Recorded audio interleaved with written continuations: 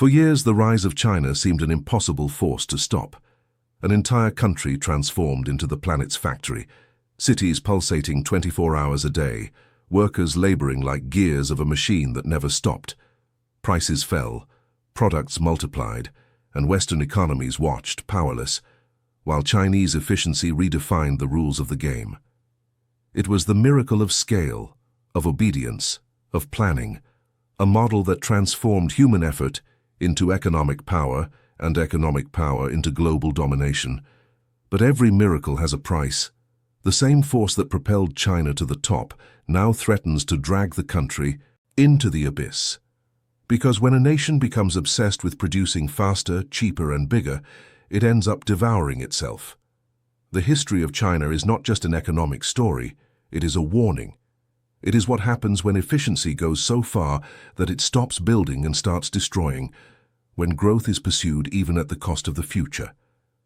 For you to understand how a civilization built its glory and how that same glory began to crack from within, we need to go back to the beginning, to the origin of the so-called Chinese economic miracle. By the way, from what part of the world are you watching this video? And what time is it there right now? I love discovering how far these stories about money, power, and decisions that shaped our present travel.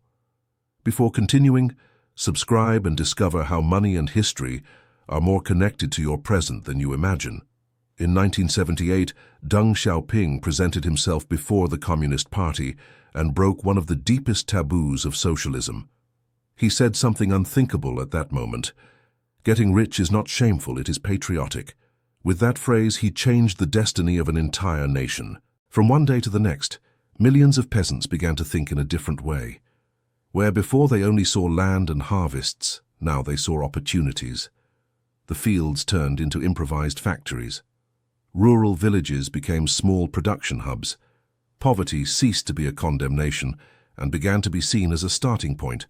Meanwhile, foreign investors, first from Japan, then from the United States, and later from Europe, looked to the East with astonishment.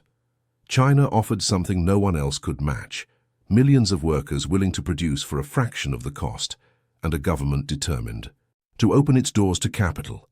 For them, it was a gold mine. The country created the so-called special economic zones, small laboratories of capitalism within a communist state. In these places, the rules were different. There wasn't as much central planning nor suffocating bureaucracy, only one goal: to attract investments and export to the world. And the experiment worked even better than Deng himself had imagined. Shenzhen, a small fishing village with only 30,000 inhabitants, transformed into a city overflowing with lights, factories, and skyscrapers. In less than 20 years, it became the symbol of the Chinese miracle. Its success ignited a fever. Each province wanted to replicate this formula. Each city dreamed of being the next Shenzhen. Local governments began to go into debt building highways, power plants, and industrial parks with a single purpose: to attract more factories. And the factories arrived one after another like a swarm. In the early 2000s, China was no longer just growing, it was devouring the world's demand for everything: steel, coal, copper, oil. Western companies understood that if they wanted to survive, they had to manufacture there, because if something could be done faster and cheaper, sooner or later, it would be done in China. But beneath this unstoppable rise, there was a dangerous incentive. Success meant being cheaper than everyone else. Each local government competed to attract factories by offering land at lower prices, fewer taxes, and reduced wages. Companies, in turn, competed by lowering their margins, sacrificing quality and profits. Everyone chased growth, although no one seemed to wonder how long this could be sustained. It was a race to the bottom, disguised as progress. For a while that seemed to work. The machine was too big, too efficient to stop. Millions of workers arrived from rural areas, every year seeking a chance in the cities. They accepted 12-hour shifts for a fraction of what was paid in the West. Factories never stopped, ports operated day and night. And meanwhile, consumers on the other side of the world enjoyed their own miracle. A $5 t-shirt, a $300 phone, the feeling of abundance without inflation. China grew rich. Its growth numbers impressed the planet. But at some point, between the 10th new shopping centre and the 100th steel mill built, something began to break. The miracle turned into an addiction. Local governments depended on growth to pay the loans, with which they had financed their own explosion, and to maintain this they found no other way out than to continue building more. More factories, more roads, more steel. By the year 2015, China's steel capacity already surpassed that of the rest of the world combined. Entire industrial zones produced goods at a speed that the global market could no longer absorb. Prices began to plummet, not due to technological advances, but out of sheer desperation. Factories did not reduce production when profits vanished. They did the opposite. They accelerated, trying to survive the excess. But volume did not compensate for the losses, and the machine that once propelled the Chinese miracle began to devour itself. It was then that a new word began to circulate, taken from everyday language, but applied to the economy: involution. A term that describes a movement inward, a kind of regression disguised as progress. Involution is not just about people working harder for less reward. In China, this idea went into the industrial field. Companies producing more for less, factories competing not to innovate, but to survive. Originally, the word was used to talk about students and workers who pushed themselves to the limit, who sacrificed hours, energy, and health for increasingly smaller achievements. Today, this dynamic has become an economic phenomenon, entire sectors trapped in a silent war for market share, where the only weapon left is price. Solar panels, electric vehicles, and batteries, symbols of the new Chinese economy, became the scenarios of this battle. Dozens of companies, many with state support, flooded markets with practically identical products. Each one lowered its prices to beat the next, and little by little profit margins disappeared. But stopping was not an option. In a system where producing is equivalent to having legitimacy, reducing production means losing prestige and power. Thus began the vicious circle. Companies lowered prices to not lose market. Competitors followed, profits plummeted, wages stagnated, and consumers, at first, celebrated. Everything seemed more accessible, until they realized that this cheap abundance had a cost: the sacrifice of long-term prosperity. China entered a new stage, the era of industrial involution, a self-destructive cycle where efficiency devours profits and production ends up devouring its own purpose.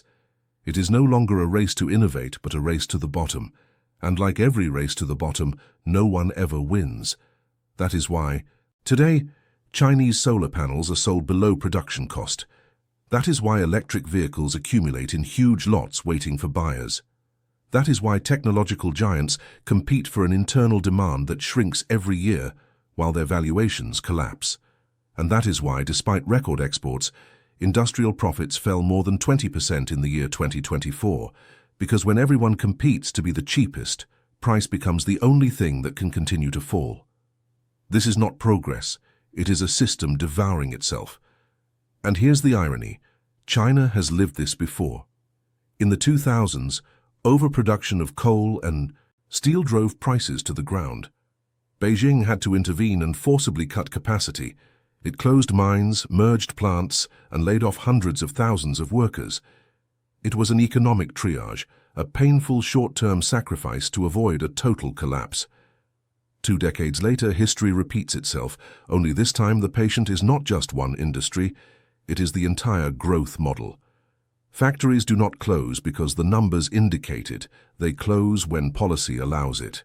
And in China, policy does not reward contraction, it rewards movement, even when that movement means running in circles. Behind closed doors, party officials know the truth. They know that profits are falling, that wages are stagnating, and that debt continues to grow. But, for the public, the message does not change. Keep producing, keep growing, keep believing, because if the machine stops, the illusion also stops.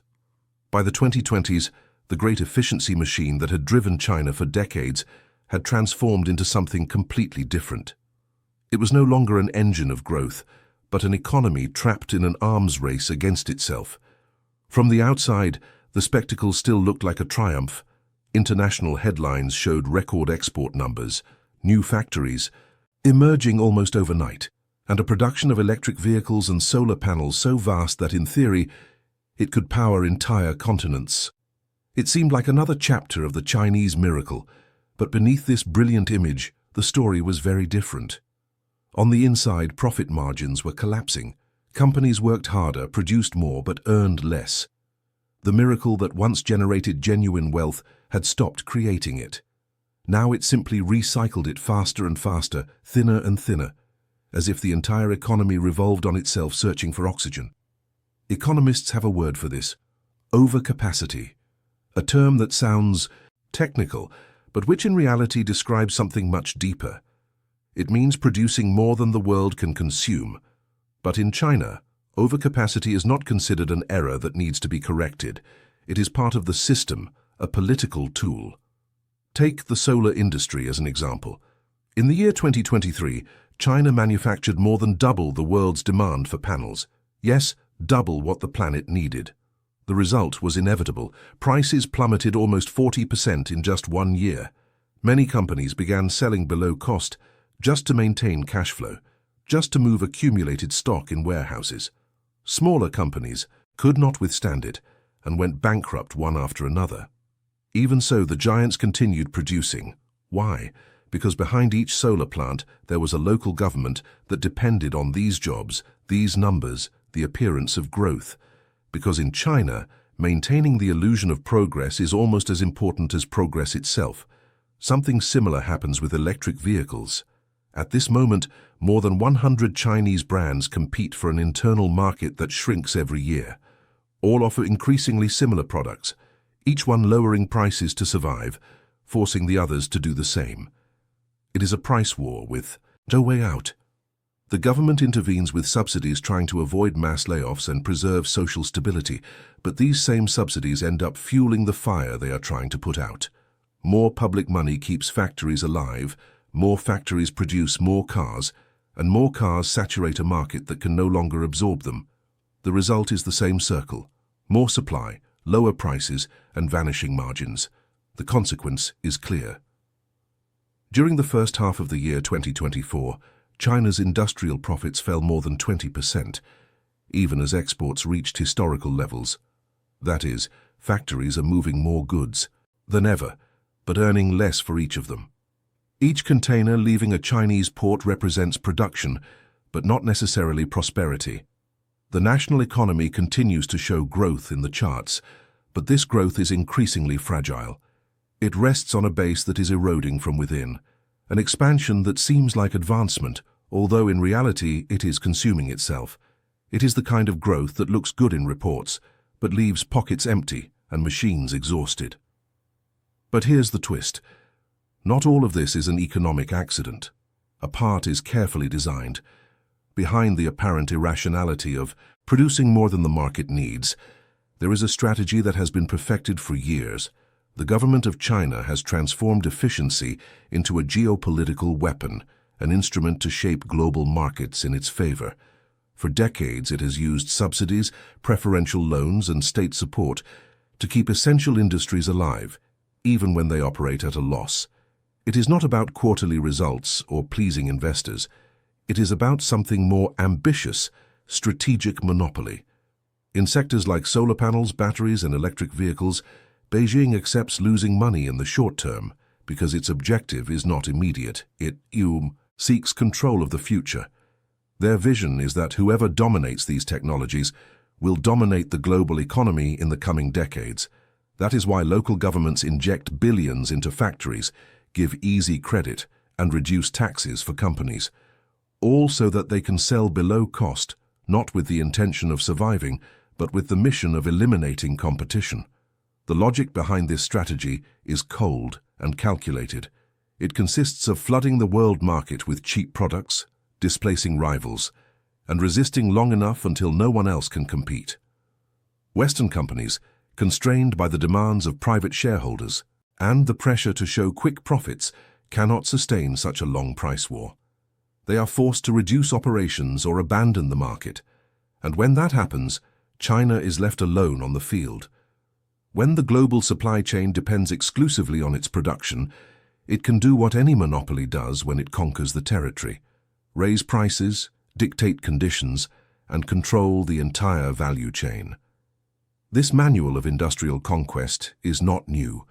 China has used this before with steel, with rare earth metals, and with the shipbuilding industry. In each of these sectors, it applied the same formula: offer prices so low that international competitors could not keep up, endure the losses for the necessary time, wait. And once the rest of the world gave in, occupy the void with absolute dominance. The difference is that this time the scale is much larger. It is no longer about traditional materials or heavy industries of the 20th century. Now it is about the technological foundations of the 21st century: the lithium batteries that power electric cars, the photovoltaic cells that capture solar energy, the powertrains that drive the mobility of the future. These are the components that will sustain the next industrial revolution, the arteries of the global economy. In theory, it is a brilliant move, a plan that places China at the heart of clean technologies and the energy transition. But in practice, it is a model that also hides a great fragility, because even the largest empire has a limit on how long it can absorb losses in the name of strategy. Each subsidy, each factory that produces without profitability, and each company that is artificially kept alive are pieces of a gear that sooner or later begins to corrode from within. When a nation subsidizes production on this scale, what it gains in return is not always power but dependence. Dependence on a system that needs to move non-stop, even if it advances towards exhaustion. This is the paradox of efficiency converted into a weapon, a model that wins global battles while losing internal stability. When every sector of an economy expects the state to rush to rescue it in times of loss, efficiency ceases to be a tool and becomes an addiction. Companies no longer compete to innovate or to improve their productivity, but for who receives more government support, who can capture more subsidies or more facilitated loans. Competition ceases to be technical or creative and becomes political. Each company begins to measure its success not by the quality of what it produces, but by its ability to remain within the circle of state protection. At this point, productivity transforms into an extension of politics. Factories operate to meet administrative goals, not to satisfy real demand. Numbers become more important than results, and, little by little, the line separating national strategy from economic responsibility disappears. What was once a policy to boost growth becomes an obligation to sustain the illusion that everything continues to work. This is the silent danger hidden behind the price wars in China. It is not just about commercial battles or market adjustments. They are authentic fiscal time bombs hidden under the discourse of development. Every yuan, destined to keep alive a factory that no longer generates benefits, is borrowed from the future. It is money that is extracted from tomorrow's stability to sustain the appearance of today's prosperity. At some point the bill comes due, and this is the most tragic point of this new version of what some economists call the Chinese trap. The same strategy that, in its time, allowed China to conquer markets and position itself as a manufacturing power, now threatens to devour its own economic structure from within. Because domination based on continuous losses is not a victory, it is a delayed collapse, a system that postpones the moment of truth by deferring the consequences of its own excess. It is not the lack of demand that destroys an industrial civilization, it is the loss of purpose. And that is exactly what is happening. For decades the purpose was clear: produce, export and grow. Today that purpose has been replaced by something emptier: inertia, movement for the sake of movement. A system that cannot afford to stop because every level of its structure depends on the impulse of the previous one. Local governments need factories to continue operating, to be able to pay the debts they incurred during the years of expansion. State banks need these same factories to continue taking out loans to justify the numbers on their balance sheets. And the central government needs everyone to continue working to maintain the illusion of full employment and social stability. The result is an artificial balance sustained by the need for nothing to stop. If one part of the system breaks, the rest begins to crumble. The machine was designed to move, not to stop. And that is why all actors, companies, banks, local governments and central authorities continue to pretend that producing more is equivalent to generating more prosperity, even when reality no longer supports that idea. On the surface, the economy advances, numbers grow, official reports speak of progress, but deep down, it is a circular movement, a dance without destination, where production has ceased to be a symbol of creation and has become a form of collective survival. The EEI impulse that once built an empire now threatens to drag it along with its own fatigue. This is the political logic that defines modern state capitalism. Production becomes a demonstration of control. In this system, manufacturing is not just an economic activity, but a declaration of power. Every ton of steel, every battery assembled, every vehicle exported serves as evidence that the state still holds the helm. When growth stops or numbers cease to impress, the answer is never to moderate or reform. It is to double the effort. If a factory ceases to be profitable, another is built. If prices fall, they are reduced even further to keep the machine moving. And when the private sector hesitates, local governments fill the void with more credit, more loans, and more projects. The solution to each imbalance has been, time and again, more of the same imbalance. This is not an irrational act, it is a form of survival, because in China the economy not only generates wealth, it sustains legitimacy. The social contract on which the system rests has a tacit but powerful condition. As long as there is growth, there will be trust. As long as the numbers go up, people will continue to believe that the future will be better. This formula worked for decades, when growth brought with it rising income, new jobs, and real opportunities.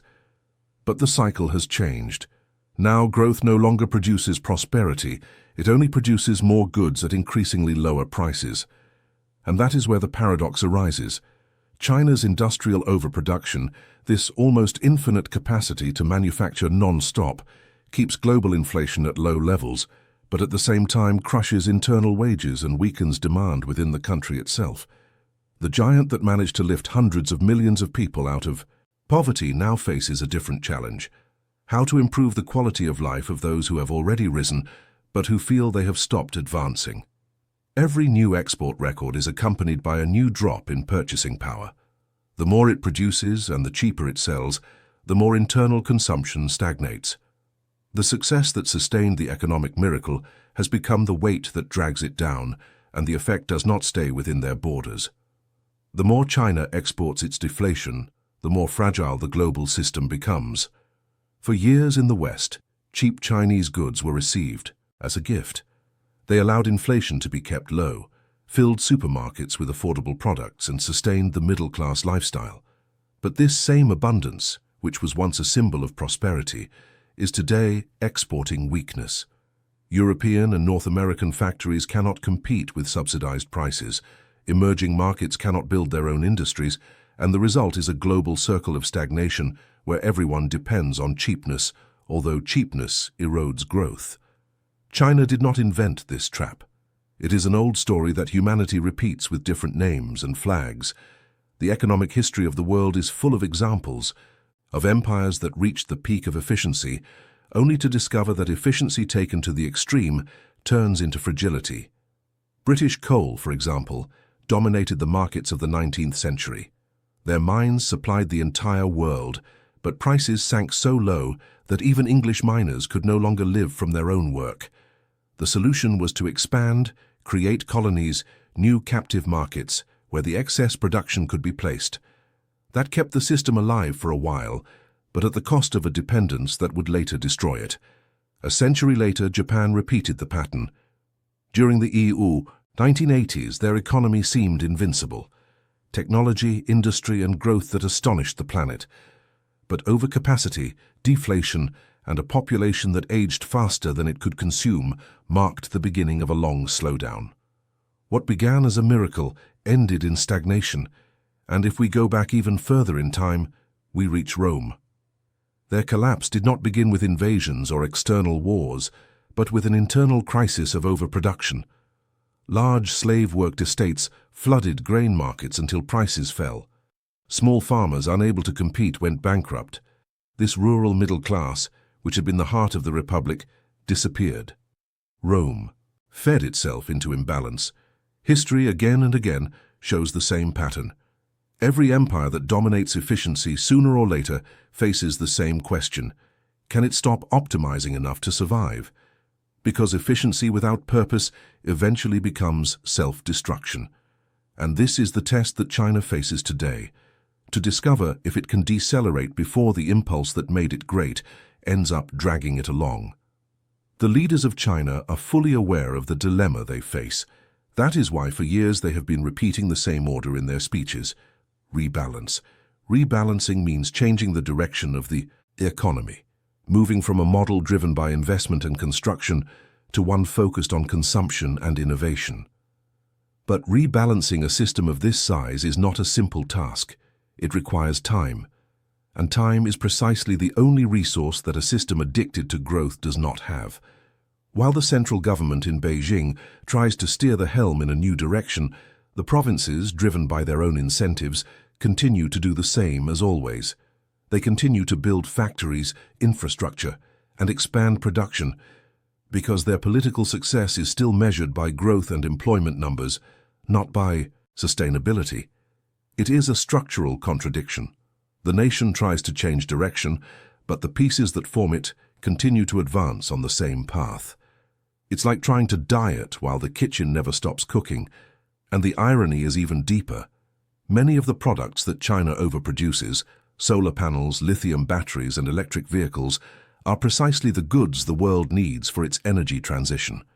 They are the tools of the future. However, when prices plummet and companies go bankrupt, even green revolutions slow down. The rest of the world receives cheaper technology, yes, but at the cost of the profitability and stability of the Chinese system itself. Global progress feeds on the internal fragility of its largest producer. Cheap abundance then becomes a trap, not because it prevents the creation of wealth, but because it erodes it from within. The saturation of goods eliminates the motivation to create more. When everything becomes so accessible that it loses value, innovation fades, and the economy enters a spiral of stagnation disguised as success. It is the hidden cost of limitless efficiency. It produces so much that it ends up weakening its very reason for being. At this point, efficiency ceases to be a virtue and transforms into a disease. China's problem is not a lack of productivity, but an excess of it. It is an empire that has perfected the art of producing, but has lost the ability to balance. Their system can flood the world with low-cost goods, but it is incapable of generating the internal demand necessary to make this avalanche of production profitable. The machine keeps running, but with less and less purpose. There is a cruel symmetry in all this. The same force that made China an economic power, relentless competition, now becomes the poison that wears it down. A system where no one can rest because calm is punished, where every improvement becomes ephemeral because there is always someone willing to do it faster and cheaper. And in this eternal race for efficiency, wealth becomes impossible to preserve. This is what happens when growth ceases to be a means and becomes an identity, when producing transforms into an end in itself, when the measure of progress is no longer the quality of life, but the speed with which something that the world no longer needs can be manufactured. This is the essence of involution. When a system perfects its operation to the point of becoming self-destructive, this is not development, it is involution on an industrial scale, a cycle where excess efficiency turns into fragility, where abundance transforms into dependence, and where production replaces purpose. And like every empire that once believed it had mastered balance, China is learning an old and expensive lesson. Nothing is more expensive than being too cheap. Because when a system becomes obsessed with optimizing everything except balance, a moment comes when there is nothing left to adjust. Then, the machine turns inward, seeking in its own heart the only thing it can still destroy, itself. Throughout history, every empire that dominated the world economy believed it had found the formula for eternal progress. But money, like energy, obeys its own laws. What is not balanced is depleted. What grows without purpose eventually collapses under its own weight. China is no exception. It is simply the most recent reflection of a pattern that repeats from Rome to Wall Street. When wealth is measured only by the speed with which it is produced, the moment inevitably comes when producing stops generating value. Because the economy, fundamentally, is not a competition to manufacture more, but a constant search to maintain balance between creation, purpose, and well-being. And when that balance is lost, money ceases to be a tool and becomes a reminder of what was sacrificed in its name. If this video helped you understand a little more about the invisible forces that move the global economy, I invite you to subscribe to the channel and activate the bell. Here you will find more stories that explain how money built and brought down entire civilizations. Share it with someone who enjoys understanding the why behind every crisis and every economic boom. Your support helps more people discover these stories that, although they seem from the past, continue to be written today. Thank you for watching the video and for being part of this community where every story reminds us of something essential. Money changes, but the lessons never stop repeating.